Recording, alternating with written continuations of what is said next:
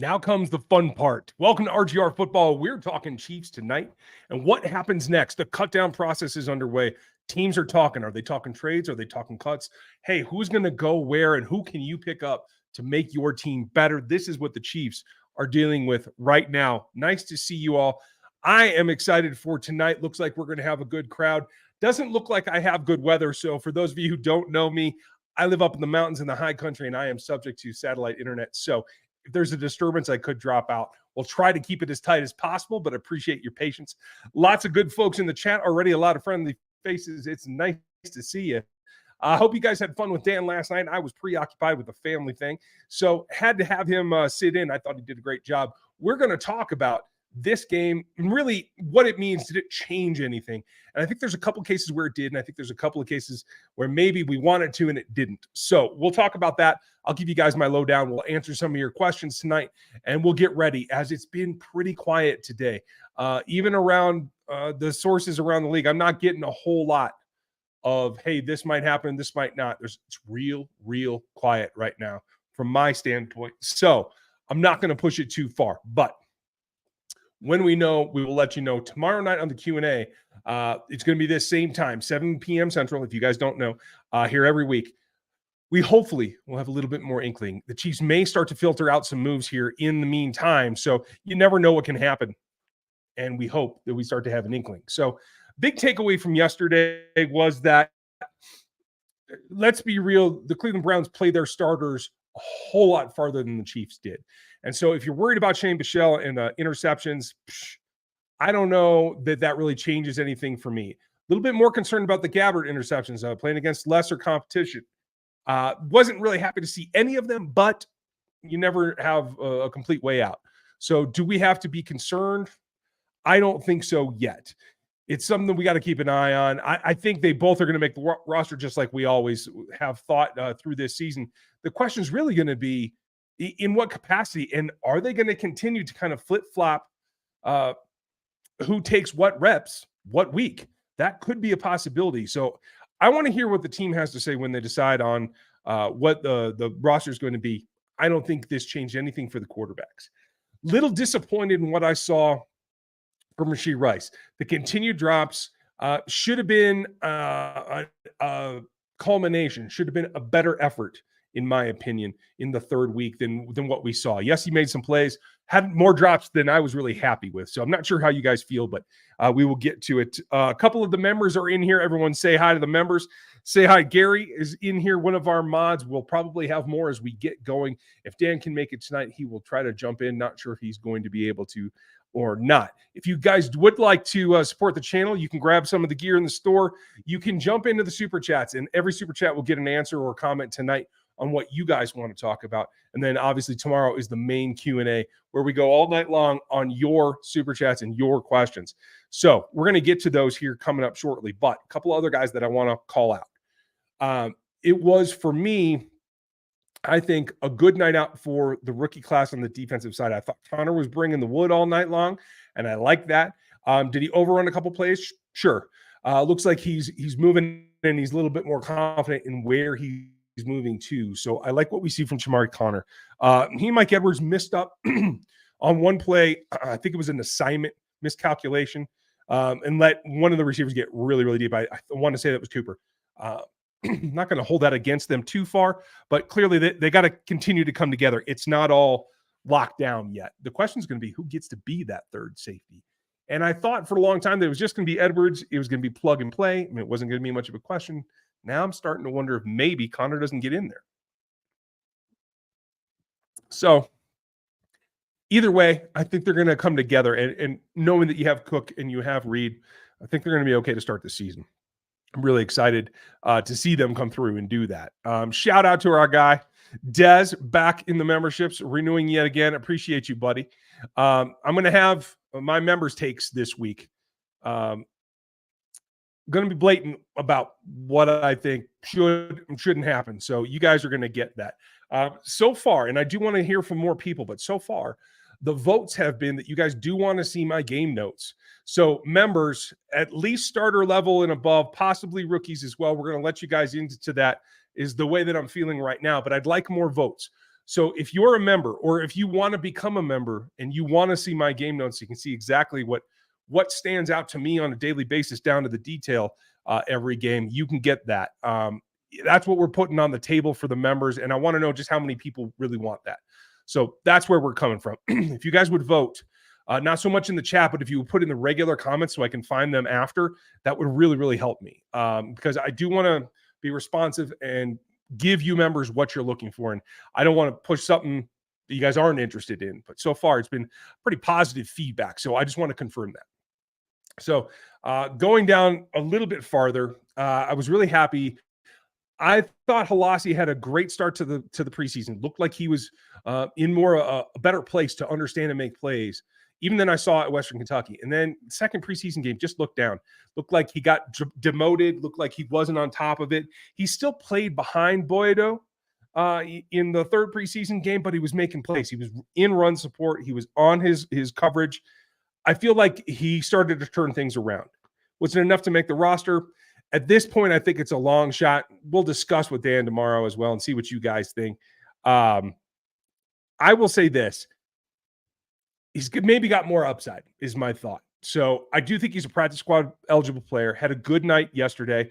What did he end up with? I want to say 3 tackles. A couple of those were run stops, and he only gave up 1 out of 5 targets. So I do appreciate that. And that's one of the key criteria for cornerbacks that I always watch is what's your allowed completion percentage. He and Jalen Watson were down pretty low. Both of them gave up, when you look at it for NFL quarterback rating against, they were the lowest on the team yesterday, it looks like. Let me double check that. And yes, that is correct. Joined also, shout out to Anthony Cook, who I know had a couple, a bad play or two. But the guy that stood out to me for the first time was Reese Taylor. I thought Lamar Jackson was going to get more of a run, and I thought he was going to get a better opportunity. He did play more snaps than Reese Taylor, but Reese was in some pretty good spots. I want to see what his completion percentage against was, because I don't think it was great. He allowed 2 out of 3, but only for 5 yards. So I'm pretty happy with that. I thought he looked really good on the nickel blitz. And so Reese Taylor's another guy that I think is destined to be a practice squad player. And I think that's good to continue to develop and deepen that young secondary. I'm really happy with the way that that's coming around. And especially when we don't know what's going on because of the Chris Jones scandal, or whatever we call it today. We don't know exactly what's going on with Jerry Sneed. Does the team want to re-sign him and extend him? Do they want to prove it year? Do they not really think that they want to bring him back? We just don't know, because A, L'Jarius has been hurt, and B, they haven't been able to do anything because of the Chris Jones contract. So there's a lot of question there. And honestly, if they're not going to, they have to continue to get younger and stay young and bring in guys that they think can make some differences. So I was happy to see another young DB making some noise back there. That's what I'm hoping for. You guys have a lot of great questions. I see them piling them up there. Gary Holland is our resident mod. Say hello to him. Jeremy's in, Kurt's in. Nice to see you guys. Kevin's in. We're going to get to your questions here in a minute. Just want to take away. I thought B.J. Thompson stood out to me for the first time, as I do think when he played against a higher level of competition against this game, his functional strength isn't quite there. I thought he had a little bit more to give. Maybe it was just a bad day for him, but BJ's a practice squad player in my book all day long, because he does have the lower body to do it. He's got to develop the upper body armor and a little bit more strength. I do think he has the possibility. He's got arm length that I think he can use a little bit better. So there's some training there for B.J. Thompson as well. And yes, I am kind of concentrated on the defensive side of the ball right now, but that's kind of where I'm going. Let's see. Leo with the big play. Excuse me. Coburn, I was happy with his rushes. What was his win percentage? I'm going to have to look that up real quick. I felt like Kenner was playing pretty well from what I was seeing. Again, I was having to watch on a phone because of my situation. 16% win rate on 13 pass rushes. That's pretty solid. When you get to the 15-ish, that's where I feel it's like a true game where you can have enough volume in the metric to really make it worth seeing. You know, there are other guys like Cam Jones who had a 50% win rate, but that's because they only, attacked the quarterback twice. One of them got there. Cam is another guy in the defense that I thought it started to come together. I had hoped that he would get to this point quicker in this offseason. I don't think he's made up enough ground to beat out Jack Cochran in particular, but maybe even Christensen. So again, another practice squad player that I do think kind of solidified himself. I was real happy with what I saw from FAU. He put in some good work. He was stronger at the point of attack. I thought that he managed to run a little bit better than we've seen. And we know that that's something that he's got to work on. So I took that as a great takeaway for Felix. And I'm looking pretty forward to seeing his evolution here over the next month or two. And honestly, when I say next month or two, I mean like the first 4 to 8 games, not just the calendar months. Excuse me. Let's see. Didn't see Turk much, but I was glad he was out there. I don't have a whole lot more to mention on him, but, it is what it is. On the offensive side, clearly, Smith-Marsette had a good game, but I think it was Justin Ross that really showed, hey, he can elevate, and he can be that fade threat that we don't see the Chiefs use very much. So for me, being really skeptical of Justin Ross and healthy criticism in the preseason, he's kind of won me over game by game by game. First, I was just super happy that Justin Ross survived the first preseason game. Then it was the second, and he's contributing a little bit. Yeah, there's still some drop issues there, whatever. That's coming along. So same thing with Rashee Rice. But what I saw in the way that he was attacking the ball in the air against the Browns, that's what I had been waiting for, because that's what we saw at Clemson. So you can see that, like, it's still within the realm of possibility. That makes me feel pretty good about where he's going. And again, I've been on the 7 wide receiver train. Hell, I started it the week camp started, if not earlier. So I feel pretty justified there. And I do think that it is definite that they have to, for their own best interest, keep 7 wide receivers on this roster. Certainly that's going to hinge on Kadarius Toney, but we all know that that's going to happen one way or the other. I do want to check out and show you guys. In fact, I should share the screen a little bit if I can get that up there. It's blocking for me that was becoming really interesting about who was playing where and when. Prince Tega Wanogho was out there with Lucas Niang with the 2s.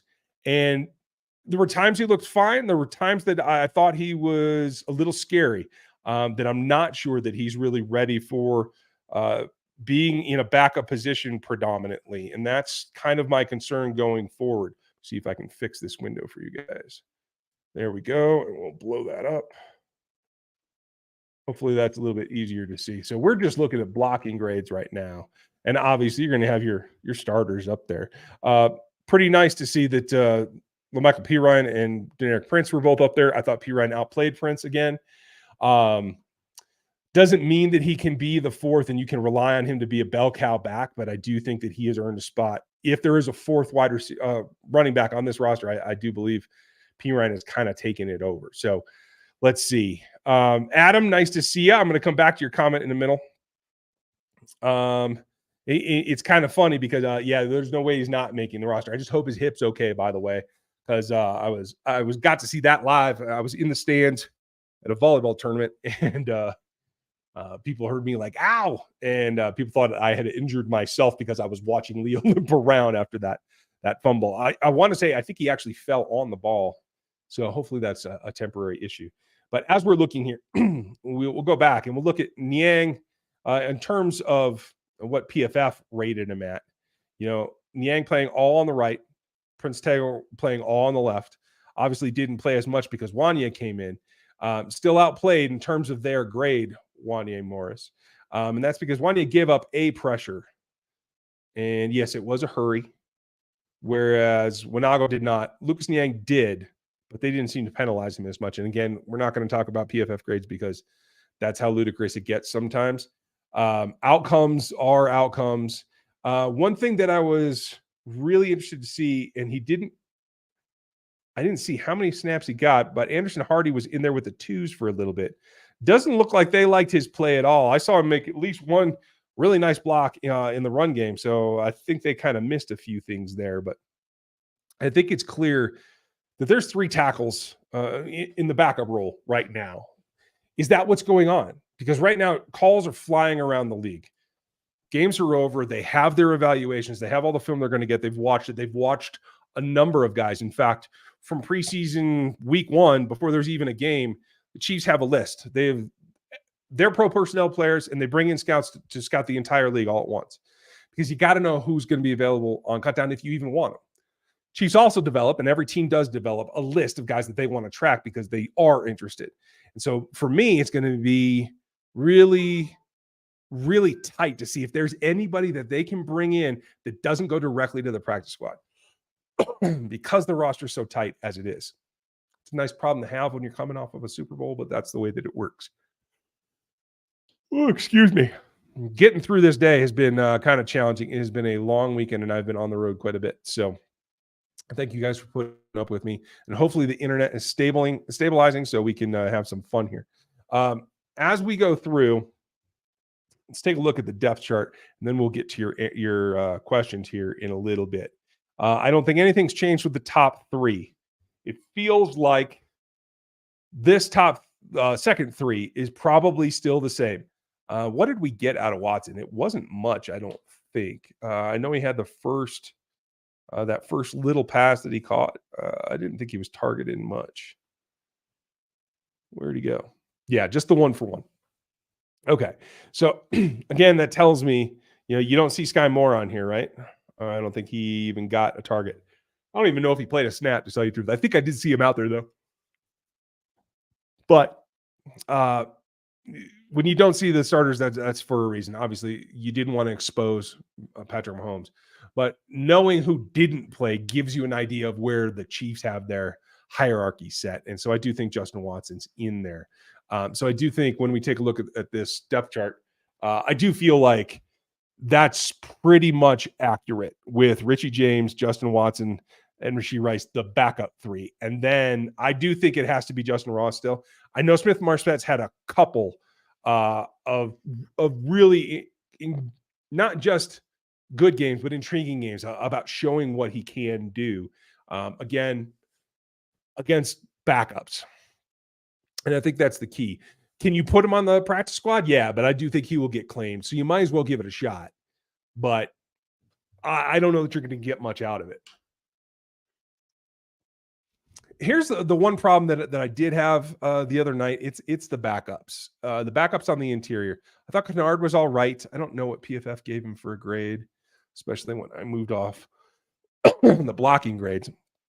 And I'm happy to share these with you. I don't think PFF's going to have too much of a conniption for me sharing the grades since I have access to them. But I do want you guys to see some of it too. It just got pretty thin here. When you look, the starting trio right there together, looking good as you expect. You get some tackle play, you get some wide receiver play, you get down, and Caliendo's the next best ranked blocker out there, and you can see here at a 46 grade, not good. Ryder, not good. This is what I was concerned about. Is I expected Darian Kennard to play better. He played a ton of snaps, and I'm glad to see that. He's a better player right now, in my opinion, than Caliendo or Austin Ryder are, or he should be a better player.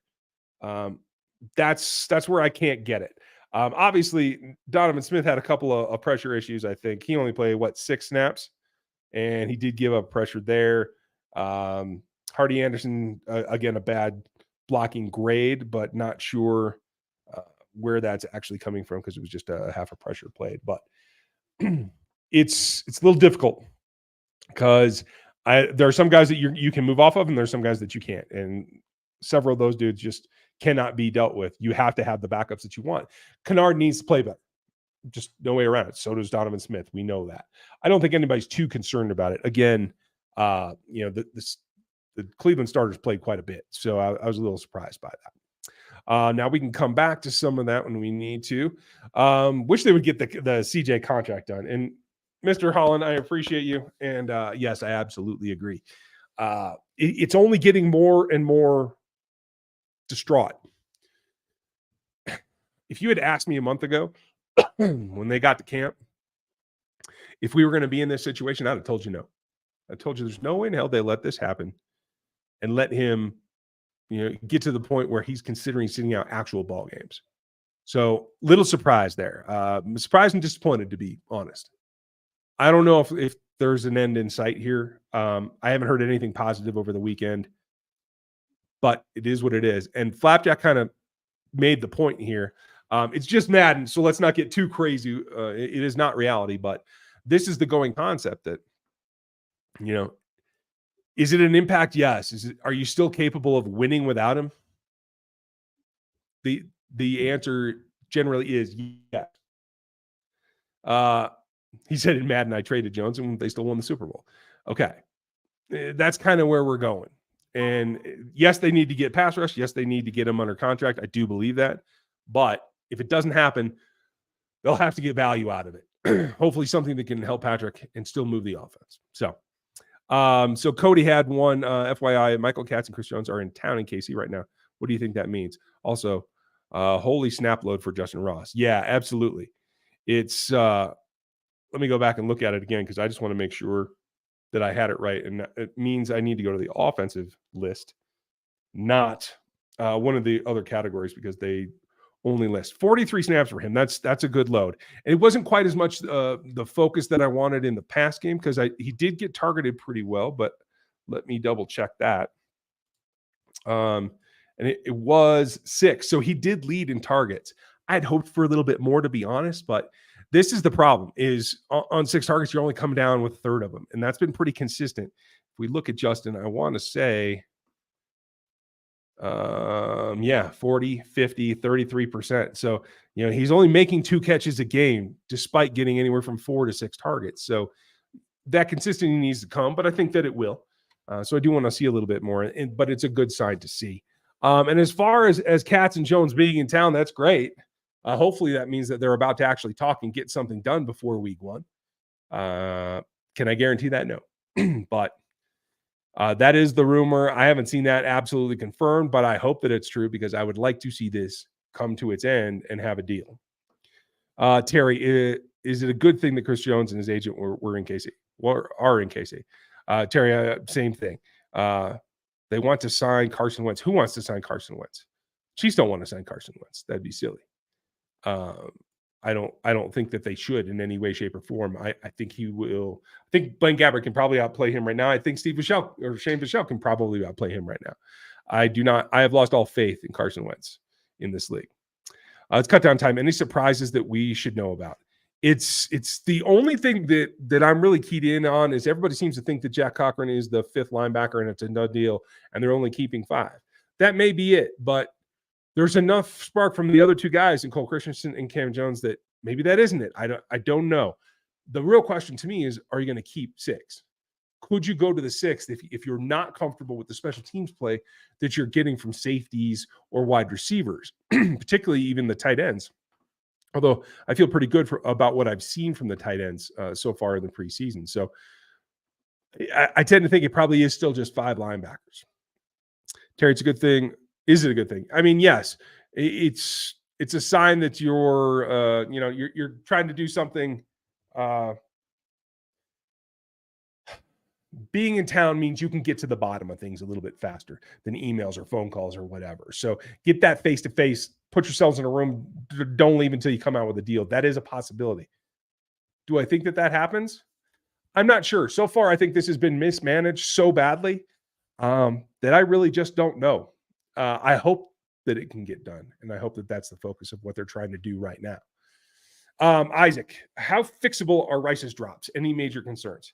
From what I noticed, the only one that really concerned me was the one that he was tracking overhead, because at SMU, I didn't see him have any problems there.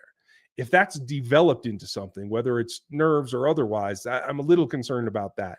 But the rest of them seem to be concentration drops. I think that's going to iron itself out. Honestly, he needs to play in the regular season, and I think that will sort itself from that point. That has a tendency to just kind of cut everything else away and let you concentrate. I will say that he's played well overall, but I would like to see him ascend into the regular season rather than kind of sputtering here a little bit. But I'm not majorly concerned yet, Isaac. Appreciate you. Thoughts on the play of Amenahue? He was in my notes a couple of times, and I do have a few minutes, a couple of drives left to rewatch. But I thought Amenahue was getting good push. I thought he was playing hard as he knows he's not going to get time for a while, and this was important. Again, started against the starters and kind of, ticked his way down as they did bring in backups. And so you would hope that he should be dominant at that point. But I do want to say directly that what he brings, both at edge and at tackle, I do think you should feel good about, because if and when they do get Chris back, and he will have to return at some point, whether he's, still thinking week 8 or it's next week and they get something done. Amenahue is going to be somebody playing next to him that is going to be that 1-2 punch. It's a different 1-2 punch than Frank and Chris were, but it's still a 1-2 punch, and you need more than one pass rusher. I think what that does is it shifts the pressure off of George Karlaftis, who I do think can make some serious strides this year. But maybe alleviating that pressure would help him. So let's see. Have a bunch of other questions. I'm going to stack a few more so we can get here. Let's see. Got those. Do is what I used to say. I'm trying not to go back to that, but people have been asking for the coffee cup intro again, and I might have to bring that back, that kind of thing. You never know. It's a classic throwback, as you would call it. Jonathan, what are your projections for the wide receivers that make the roster? Mine is KT, Sky, MVS, Rasheed, Ross, Amir, and Watson. So you don't have Richie James making it, and that's where I would disagree. I agree with everyone else, but I do think it is Richie James, not Smith Marset. That's Amir. I think he's played well, but I don't think he's been enough against ones to make this roster.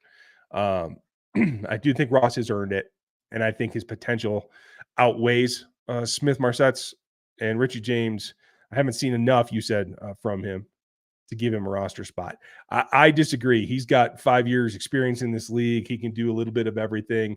I don't think he's been asked to really show out. He had one game to really confirm it, but I do think he's getting a bit of the Watson treatment. Watson and James are 4 and 5 on this roster, as far as I can tell, and from everything that I've heard from inside the organization. So other than that, I think you're absolutely on it.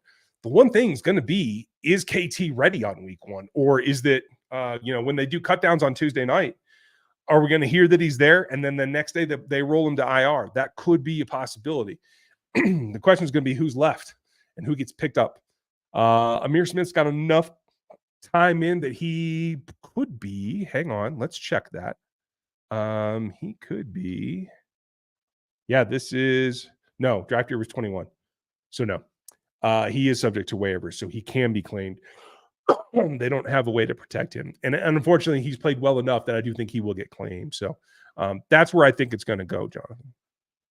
James, what time would we know the 53-man roster from the Chiefs? The deadline is the 29th at 4 p.m. I believe that's Tuesday, correct? I don't need to look it up on a calendar, but I probably could. That would probably be good. So generally, it's going to be it'll be 3 p.m. 4 p.m. Eastern, 3 p.m. in Kansas City. So let me double check the calendar, and we'll make sure that is Tuesday, because I do think that it is. It is Tuesday afternoon, 3 p.m. Kansas City. That's when we will know the 53. Well, that's when it has to be turned into the league. It may take a little bit for it to leak out and that kind of thing, and for us to actually see it in the media. So when I get the call or the email or the notification, I will let you guys know immediately. Sean, has Bushman shown enough to push Bell to the practice squad? Only if you have to do the veteran role thing that I was talking about with KT. I just don't think that they believe in Bushman enough. That's what it comes down to. I do think if we look at our lads depth chart, I think this is exactly how the Chiefs see it. I would probably put Bushman over Blake just because of upside. I don't know what Blake can really give you anymore if they're not going to run that sneak. And I think if they run him out there, their only choice is to fake off of that sneak. I don't think they can run that effectively anymore. And he's good for a catch or two here or there, but he can't run away from anybody. He can't. I think there's way more upside in Bushman myself. I'm not sure why he's not getting more pub or more support from the staff, but doesn't look like he is. So I do think right now Bushman is probably a practice squatter again. Quentin, is it me or was Shane a bit uncomfortable in the pocket? He certainly looked like it to me, and I do agree with you. But again, this was higher level of competition that he was playing. Cleveland didn't pull their starters as early as the Chiefs did, not near. And quite frankly, that's when everybody has these players that go off in the second halves of preseason games, and we try to tell you, hey, take it with a grain of salt. This is why, because when you get up to the big leagues and you're playing against the best players from the opposition, sometimes things change. And I do admit Shane did look a little tighter. I don't know if that was just the day or if it was what they were showing him or what, but that is the way that it worked out. Maybe he was trying to roll his magic too. Excuse me. Sometimes when you get that vibe and you just try to keep pushing it because self-fulfilling prophecy, I am that good, I can make this work. Sometimes you push the limit, and that's okay. You got to find where that edge is. So I'm not too concerned about that, to tell you the truth. What teams have been reaching out? I've seen teams have been reaching out for Chris Jones trades. What teams do you think we could get value from? Well, it depends what kind of value you're looking for. If you want draft pick value, I'd be talking to Chicago. I believe they have multiple ones. If you're looking for player compensation right now, I'd be talking to Washington because the Commanders have several defensive linemen. And it doesn't have to be a one-for-one trade. If you wanted Young or you wanted Sweat, Young would definitely be the way that I would go. I would need a first-round pick and one of those guys. That could be a deal. Is Deron Payne available? Not the same kind of pass rusher Chris Jones is, but a pass rusher, a defensive tackle that's functional in the league. If you have to get something, that's where I'd be going. Now, there are other teams. From what I hear, Seattle kind of likes him. The Lions, I think there's a possibility from both the Colts and the Jags as well. That's not confirmed. I'm just saying that there's a connection there that I think would warrant some investigation. Maybe they've had a call and they just haven't gotten anywhere. That's okay. But when it comes down to it, there's still a lot of places. And there's still a place that you can go before the trade deadline. So what this in-person meeting means is one thing. Whether they get it done or not means another. And so this could be, hey, we still want 32 a year. Come give it to us, or we're sitting out. And the response from Brett Veach might be, well, the trade deadline's coming up. The trade deadline's coming up in October. We'll talk to you then when we decide where you're going. It could get that animosity level that could throw the whole thing off. I hope that that's not what's happening right now. I want to see Chris Jones back in here. He feels like he wanted to be here and something changed. Hopefully he's coming to his senses is my honest belief. So let's see. And good to see you again, Adam. I got you up here twice today, buddy. Kurt, the player hit Chanel with his hip on his helmet when he recovered the ball. Okay. Thanks for straightening me out on that one. I appreciate that. Hopefully it's nothing major. I haven't seen any update on Leo, so knock on wood. Reed, thank you, and cheers to you. 30 months, 2.5 years. I appreciate it, and thank you for being here. Could we get anything for a CEH trade? And that's really the question. I honestly don't know. If there were more injuries to running backs in this preseason, I would say yes, because he's a known quantity. He can play in this league. Is he the game changer that we wanted him to be? No, but he can play in this league. We know that. So does the rest of the league. So I think that there's a market for him. It's just got to be in that certain situation. Now, there are some teams that are making some changes still. Clearly, if you wanted to, again, try to work a trade with the Colts, with the Jonathan thing, maybe they're going to get out of that. Maybe they need some depth. I would certainly look to do that with Chris Ballard. Is Chris sold on him? I have no idea. I doubt it, but you never know. You always have to have the question of, can the New England running back stay healthy? Especially if you're counting, if you're a fantasy guy that's like, oh, Zeke's in New England now, they're going to run him till he grinds up. He's going to grind up. So you might need some depth there too. I would definitely be talking to New England about that if that's what you were hoping. The question's going to be, at a minimum, you got to get a draft pick. Player swap, I don't think is really, I got to get something out of it. So even if it's 7th, I can work with that, so I would hope that they could get that. Let's see, Reed. I feel like he's going to stay because they need the depth right now, because there is going to be attrition. But I hope that if they do decide to do that they're smart about it and they do get draft compensation in particular. And let's see. Checo, McKinnon, Clyde as the 3. They still have Deneric here. I think this may be changing personally. I do think Pirine might be moving up ahead of Prince because I think Prince you can have on the practice squad without much consternation. Decimus, Amir Smith-Marset, I know played against 3rd and 4th players, but I feel this is a future loss for the Chiefs losing him. No, I understand where you're coming from, and I agree. I would have hoped that either he dumped it down and he could get to the practice squad, or they're going to try to trade him. And I do think with enough flash, he might have some trade value. Maybe he and Clyde together. I don't know. You could package some things. And I think a lot of teams are looking for good receivers. Would I like to have him here? Yes, especially with MVS at his age, with Kadarius Toney and his injury history, sure. With Justin Watson and where he's at as well. You want to be younger in the future, but in the meantime, can you turn it into draft capital? I think that's really important as well because the entire roster has to be continually rebuilt through the draft in order to stay effective. So that's the way we're going there. Let's see. Jason, thanks for the support, pal. Is Chris Jones really holding out until week 8? And that's the question. Is this just a weekend to deliver the message that I really will do it? Is this more of a threat weekend than it is trying to work out a deal with him and one of the Cass brothers in town? I don't know. I hope that it's not. I hope that isn't just an opportunity to try to squeeze them by threatening. But technically he could. If he does hold out that long, he's going to hurt himself. We went over and the franchise tag next year, because of the new CBA, it can be either the average of the top 5 at your position or 120% of your former salary. And that's dependent on where he plays and what his output is.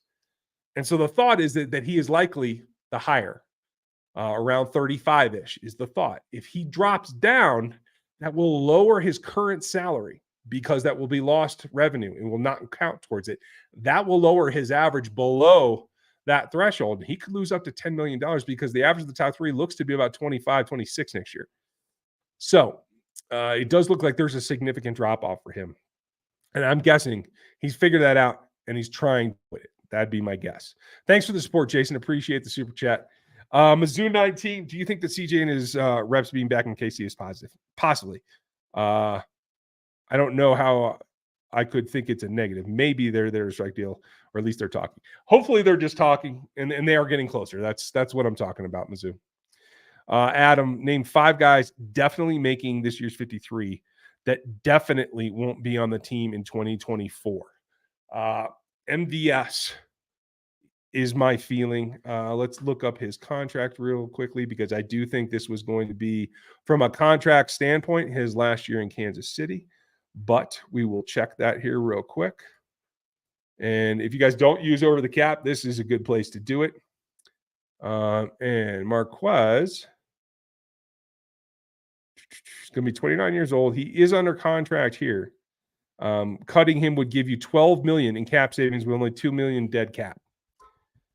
Kind of feels like that's the way it's going to go, unless he's like the leading receiver for some reason. 30 years old next year, 12 million cap savings by releasing him.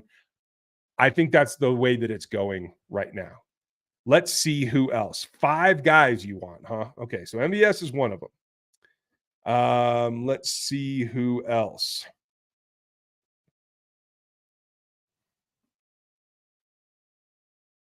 Definitely. That's the hard part, is the word definitely. Right now, I would lean towards Derek Nottie. I do believe Derek is on a 1 year as well. And I like Derek Nottie. I don't think people are coming from him. He's better against the run than he is against the pass. And I think that's why they were able to get him back. But let's double check his contract. And I was wrong. He's still on that contract. Oh, no, that's because I clicked the wrong one. That's Lucas Niang. That's what happens when I'm not paying the right amount of attention. So I do believe this is a 1 year for Derek. It is. So right now, he will be 28 come next season. Unless he has the best pass rushing season of his career, I don't know that they'll bring him back. If Chris is gone, maybe they'll be thin enough that changes. I can't say for certain. Let's see. It feels like right now, Willie Gay and L'Jarius Sneed are possibles. Again, we won't really know what the team's intention is until the thing is done with Chris Jones. But right now, both those guys are on this roster, starters that don't have a contract for next year. So I have to lean towards both of those. And then is there a fifth? Not really off the top of my head. I do think everything gets worked out with the next draft class. So that's where I'm seeing it, buddy. Appreciate you, Adam.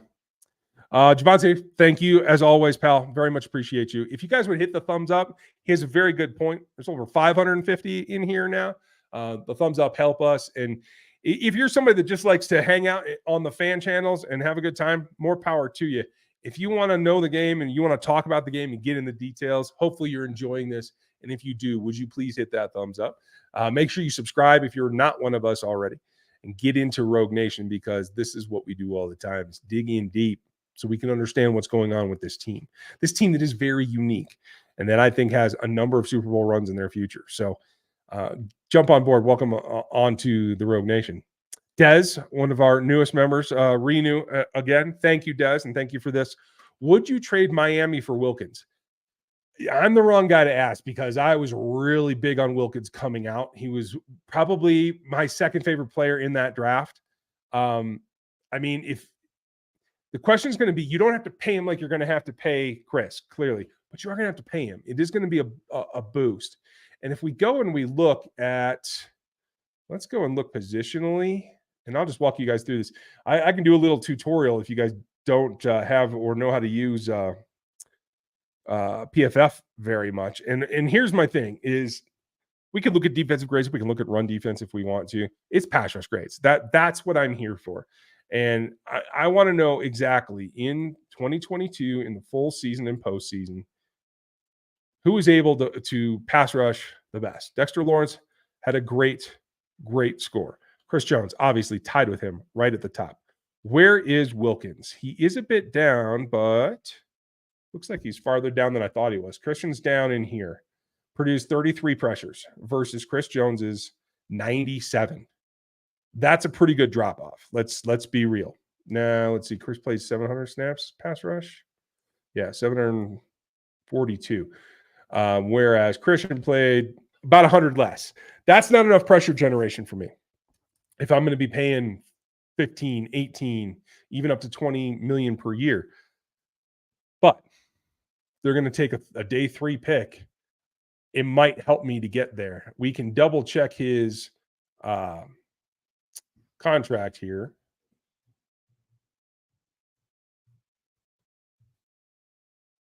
Well, if I spell his name right. Always a challenge. You guys know me. So yeah, this is it. So he will need a new contract, and that's the rub. So yes, if you were going to trade him, like I assume you mean a cross for Chris and maybe some compensation, you're still having to put in a new contract. He made what? His cap number is 26 right now. Oh no, it's not. It's 10 right now. Sorry. Let's see. Do they have a valuation on him? No, they don't seem to have a valuation on him right now. I'm guessing it's in that 15 to 18 range. Is that more palatable? Yes, but is that enough pass rush from him to warrant that money? I don't think so. You'd be paying half as much as Chris wants, but you only be getting a third of the production. That's not what I'm here for. I don't think that they would probably do that. Thank you, though, Des. Appreciate y'all always. Nick, as you as well. Any concerns from Trent from this preseason? He did get beat a little bit early coming out of the nickel. Overall, I think Trent McDuffie has played very, very well. Let's take a look at his preseason. And let's just go by player. Again, this is all things you can do within PFF. And started out a little slow. Only played two snaps the other night, but he played decently against Cardinals. Cardinals weren't able to really push him very much. Had a couple tackles. He did give up a couple of connections, 14 yards. Didn't bother me at all. If he's somewhere in between here, I'm feeling pretty good about where Trent McDuffie's at. So, long story short, I think he's going to round into shape. Playing in the nickel almost full time now is definitely going to be a change for him, but we'll see how it comes out. Jeremy, say things go bad and we trade Chris for a 1 and a 3. Who would our 2 1s and the 3rd get us up far enough to draft Marvin Harrison? It's a great question. There's going to be Caleb. There's going to be Drake. There's going to be Brock Bowers. And I think Marvin is in that top 4. Unless something just breaks down with the new quarterback at OSU, I think Marvin's one of the top 4 talents in this class. How's that? So to get up there, 2 1s and a 3, yes, that could configuratively be. It would depend. If you have 2, if you trade and you get pick 24 and 31, that's not enough probably is my guess. Would I even want to do it? No.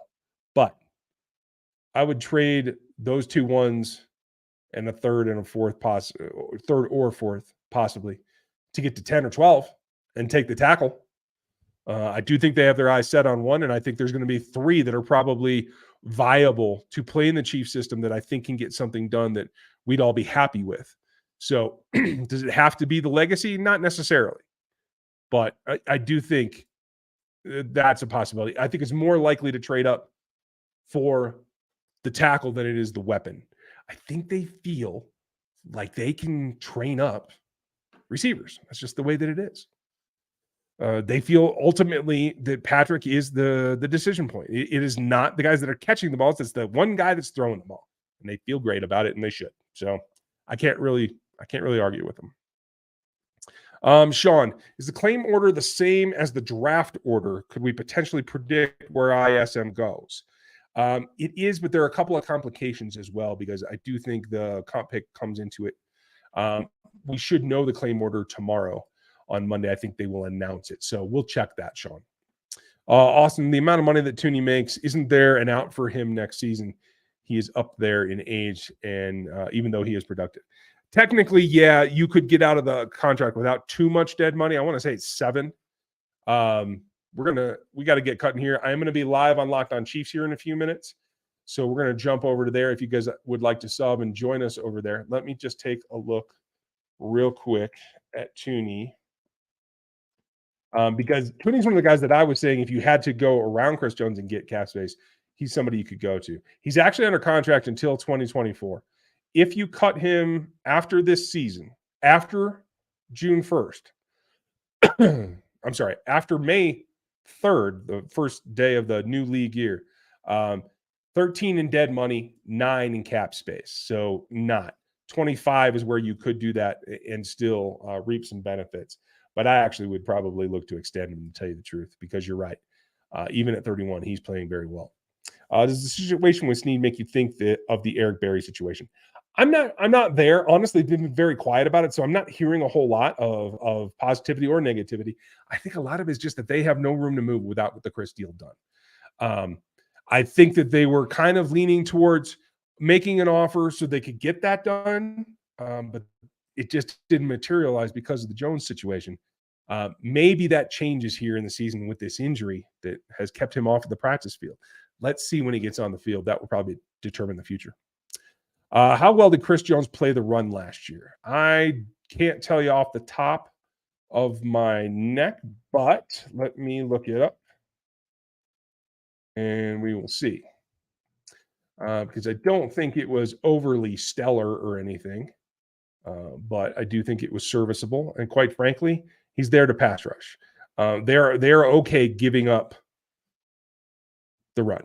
So he had a 92.2, second highest pass rush grade in the league. He had an 80.7 against the run. Nowhere near as good a run defender as pass rusher, but honestly, again, doesn't need to be. So that's where we're at. I'm going to jump over because we're going to go live on Locked On Chiefs with Chris Clark and I in a few minutes. So if you guys want to jump over there, we would appreciate it. Make sure you like, sub, and hit the bell here. Check out the gear store if you would like some stuff. I have some new things I'm trying to get out here once the season starts. So looking forward to that. Thanks for spending your Sunday night, which we're going to do every Sunday evening, whether there's a game or not. And make sure that you're back here for your Q&A tomorrow night, where we'll answer all of your questions, especially the ones that I didn't get to tonight. Thank you for your time, folks. Have a great Monday, because we're getting that much closer to playing football. We'll talk to you soon. Have a good one.